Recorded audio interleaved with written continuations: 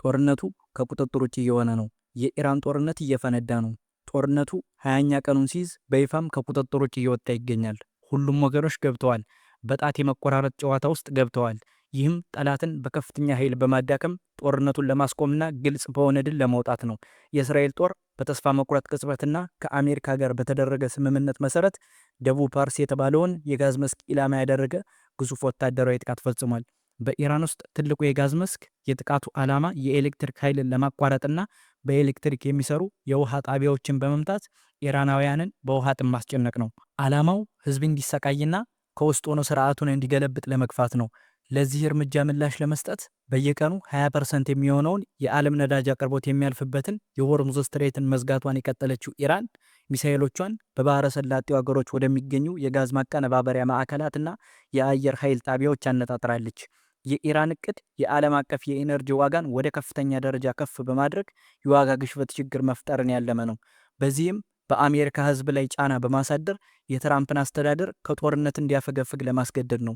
ይህ የኢራን ጫና ከጥቃቱ በፊትም የባህረ ሰላጤው ሀገሮች የምግብ አቅርቦት ሰንሰለታቸው የሚመካበትን ስትሬት በመዝጋት እነሱን ለማስራብ የተደረጉ ሙከራዎችን ያካትታል። እንዲሁም ከውሃ ማጣሪያ ጋር የተያያዙ የኃይል ተቋማትን በመምታት በጥም እንዲሰቃዩ ማድረግ።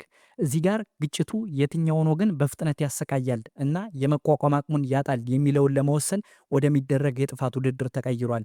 በዚህ ለውጥ ጥላ ስር በትላንትናው ጥቃቶች ማን እንደሚሳካለትና ማን እንደሚወድቅ እንዲሁም ይህ ጦርነት ለምን ያክል ጊዜ እንደሚቀጥል እንመለከታለን። ሁኔታውን ግልጽ ለማድረግ ለእነዚህ ጥያቄዎች መልስ መመለስ ያስፈልጋል። የእስራኤል ኃይል ለምን ፓርስ መስክን መረጠ? ይህ በኢራን ውስጣዊ ሁኔታ ላይ ያለው ተጽዕኖስ ምንድን ነው? ኔታንያሁ ኢራናውያንን ወደ አደባባይ ለማውጣት የያዘው ግብስ ይሳካለታል ወይ? የኢራንስ ምላሽ ምን ነበር? ከሁሉም በላይ ደግሞ ለምን በእስራኤል ኃይል ላይ ከማተኮር ይልቅ በባህረ ሰላጤው ሀገሮች የኢነርጂ ሀብቶች ላይ ትኩረት ተደረገ? የእነዚህ ጥቃቶች ተጽዕኖ በኢነርጂ ዋጋ ላይ ምንድን ነው? የኢራን ስርዓትስ የባህረ ሰላጤውን ሀገሮች በማንበርከክ ግቡን ማሳካት ይችላል ወይ? አደገኛው ኢላማስ ለምን ሆነ? ሰላም ጤና ይስጥልን የተከበራችሁ የኤንኤስ ኒውስ ቤተሰቦች፣ የከበረ ሰላምታችን በያላችሁበት ይድረስ። እነሆ አዳዲስ መረጃዎችን ይዘን በሰዓቱ ተገኝተናል። እስከ ጥንቅራችን ማብቂያ ድረስ አብራችሁን ሁኑ። ሰናይ ቆይታን ተመኘን።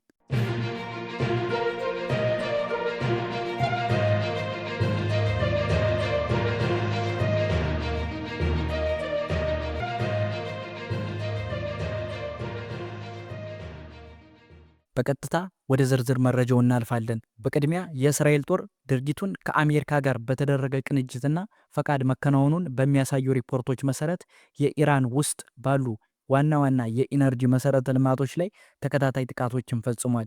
ለሀገር ውስጥ ፍጆታም ሆነ ለውጭ ኤክስፖርት የሚውሉ ተቋማትም ኢላማ ሆነዋል። የጥቃቱ ትኩረት በኢራን ቡሽሄር ግዛት በሚገኘው የጋዝ ምርትና ማቀነባበሪያ ኢንዱስትሪ ዞን ላይ ነበር። በተለይም በደቡብ ፓርስ የጋዝ መስክ ላይ እነዚህ ጥቃቶች ከዚህ ቀደም ከነበሩት ጋር ሲነጻጸሩ እጅግ የከፋ ደረጃ ላይ ናቸው። ምክንያቱም ባለፉት ጥቃቶች በዓለም አቀፍ የኢነርጂ ገበያ ላይ ቁጥጥር የሚደረግበት ድንጋጤ እንዳይፈጥር ዋና ዋና የነዳጅ ጋዝ ማቀነባበሪያዎችን ከመምታት ይቆጠቡ ነበር። ነገር ግን ለምንድን ነው በተለይም የደቡብ ፓርስ መስክ የጥቃቱ ዋና ኢላማ የሆነው እና ተጽዕኖስ ለምን እስከዚህ ደረጃ አውዳሚ ሆነ? መልሱ በቁጥሮች ቋንቋና በሀብት ስርጭት ውስጥ ይገኛል። የደቡብ ፓርስ መስክ በዓለም ላይ የሚታወቀው ትልቁ የተፈጥሮ ጋዝ ክምችት ነው። ይህ ስፍራ በኢራንና በኳታር መካከል ባለው የባህር ዳርቻ ድንበር ላይ በጋራ የተያያዘ ነው። የዚህ መስክ የኢራን ክፍል በታሪክ ውስጥ ከኢራን አጠቃላይ የሀገር ውስጥ የጋዝ ክምችት ከ70 እስከ 75% የሚሆነውን ይሸፍናል። ለሀገር ውስጥ የኤሌክትሪክ ኃይል ማመንጫ፣ ለፔትሮኬሚካል ኢንዱስትሪዎች ግብዓትና ለቀጠናዊ ኤክስፖርት ቧንቧዎች ዋነኛ መሰረት ነው። ይህ መስክ ብቻውን በ2025 በቀን እስከ 730 ሚሊዮን ሜትር ኪዩብ ጋዝ በማምረት ተመዝግቧል። ይህም የኢራን መንግስት እና የቀጠናውን የኢነርጂ አቅርቦት ሰንሰለት ሙሉ በሙሉ በእሱ ላይ ጥገኛ መሆናቸውን ያሳያል። የኢራን መንግስት መገናኛ ብዙሃንና የሀገሪቱ የሲቪል መከላከያ ስሱ መሰረተ ልማቶችን የመጠበቅ ኃላፊነት ያለበት ተቋም በሰጡት መግለጫ ጠላት ያስወነጨፋቸው ሚሳኤሎች በውስጥ የሚገኙትን ቁጥር 3፣ 4 እና 6 ማጣሪያዎችን በቀጥታ መምታታቸውን አረጋግጧል። እነዚህ ማጣሪያዎች እጅግ የላቁ የኢንዱስትሪ ተቋማት ሲሆኑ ከደቡብ ፓርስ የባህር ላይ መርከቦች የሚወጣውን ጋዝ ለማቀነባበር የተነደፉ ናቸው። ጥቃቶቹ በጋዝ ታንከሮች፣ በማከማቻ መጋዘኖችና በማቀነባበሪያ ክፍሎች ላይ ከፍተኛ መዋቅራዊ ጉዳት አድርሰዋል። ይህም ሰራተኞችን በአስቸኳይ ለማስለቀቅ ያስገደደ ግዙፍ እሳት እንዲቀጣጠልና በሌሎች ተዛማጅ ተቋማት ላይ ስራ እንዲቆም አድርጓል። የዚህ ጥቃት አፋጣኝ ውጤት የኢራን የማቀነባበር አቅም በከፍተኛ ሁኔታ ማሽቆልቆሉ ነው። የደህንነት ግምገማዎችና የባለሙያዎች ትንታኔ እንደሚያሳዩት የማርች 18ቱ ጥቃት የኢራን አጠቃላይ የጋዝ የማቀነባበር አቅም በ1/8 ያህል ማሰናከል ችሏል። የዚህ ብልሽት መጠን ወዲያውኑ በሀገር ውስጥ መገልገያ አውታሮችና በዓለም አቀፍ የኤክስፖርት ግዴታዎች ላይ ታይቷል። በዚህ መስክ ላይ የደረሰው ጥፋት በፍጥነት ወደ ሀገር ውስጥ የኤሌክትሪክ አውታር ተስፋፍተው የቆዩና ጥልቅ የሆኑ መዋቅራዊ ድክመቶችን አጋልጧል። የብሔራዊ የኤሌክትሪክ አውታር ቀድሞውኑ በከፍተኛ ጫና ውስጥ የነበረና በአሮጌ መሰረተ ልማት የሚሰቃይ ነበር። በተለይም ቀላል ጋዝ ተርባይኖች የ110 ጊጋዋት አቅም ያለውን አውታር 60% ይሸፍናሉ። እነዚህ አሮጌ ተርባይኖች በጣም ዝቅተኛ ብቃት ያላቸውና ለጥገና ረዥም ጊዜ የሚቆዩ ናቸው። በደቡብ ፓርስ መስክ የሚወጣውን የተፈጥሮ ጋዝ የአቅርቦት በድንገትና በከፍተኛ ሁኔታ በመቀነሱ በመላው ሀገሪቱ የሚገኙ የኤሌክትሪክ ኃይል ማመንጫ ጣቢያዎች ስራቸውን ለማቆም ተገደዋል። ምክንያቱም የአውታር መረጋጋትን ለመጠበቅ በፍጥነት ወደ ሌላ የነዳጅ አይነት መቀየር አልቻሉ። ይህም በመላ ሀገሪቱ የኤሌክትሪክ መቆራረጥን አስከትሏል። ዋና ዋና የከተማ ማዕከላትንና የኢንዱስትሪ ቀጠናዎችን ሙሉ በሙሉ ለጨለማ ዳርጓቸዋል። ይህ ሙሉ የኤሌክትሪክ መቋረጥ በሐይቅ ውስጥ እንደተጣለ ድንጋይ ነበር። ማዕበሉ ሌሎች ዘርፎችንም መጥቷል። በሀገር ውስጥ የጀመረው የኢነርጂ ቀውስ በጥቂት ቀናት ውስጥ የሰዎችን ሕይወት በቀጥታ ወደሚያሰጋ ሰብአዊ ቅዠት ተቀይሯል። በኢራን ውስጥ የተፈጥሮ ጋዝ መሰረተ ልማት ላይ የደረሰው ጥቃት ያስከተለውን ህልውናዊ አደጋ ለመረዳት በነዳጅ ምርትና ቀድሞውኑ ደካማ በሆነው የውሃ ማከፋፈያ ስርዓት መካከል ያለውን የማይነጣጠል ትስስር መረዳት ያስፈልጋል።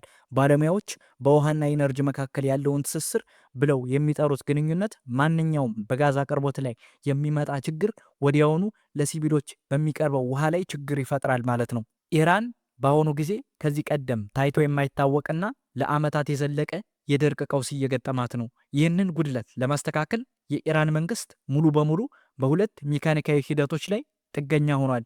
እነሱም መጠነ ሰፊ የውሃ ማጣሪያና ውሃን በሜካኒካዊ መንገድ ለረዥም ርቀት መግፋት ናቸው። እነዚህ ሁለት ሂደቶች ያለምንም መቆራረጥ በብሔራዊ የኤሌክትሪክ አውታር ላይ የተመሰረቱ ናቸው። በውሃና ኢነርጂ መካከል ያለው መዋቅራዊ ውድቀት የኢራንን ስርዓት በፈጣንና ህልውናዊ የውስጥ ቀውስ ውስጥ ከቶታል። ፕሬዚዳንት መስዑድ ፒዘሽኪያን ለህዝብ ባደረጉት ንግግር ፍጆታው በከፍተኛ ሁኔታ ካልቀነሰ ሴፕቴምበር ወይም ኦክቶበር ላይ ቴህራን ሙሉ በሙሉ ውሃ ሊያጥራት እንደሚችል ግልጽ ማስጠንቀቂያ ሰጥተዋል። እዚህ ጋር ውሃም ኤሌክትሪክም ከሌላቸውና በኢኮኖሚ ከፍተኛ ጫና ውስጥ ካሉ ሰዎች ምን ሊጠበቅ ይችላል? በእርግጥም ወጥተው ሀገሪቱን ያቃጥላሉ?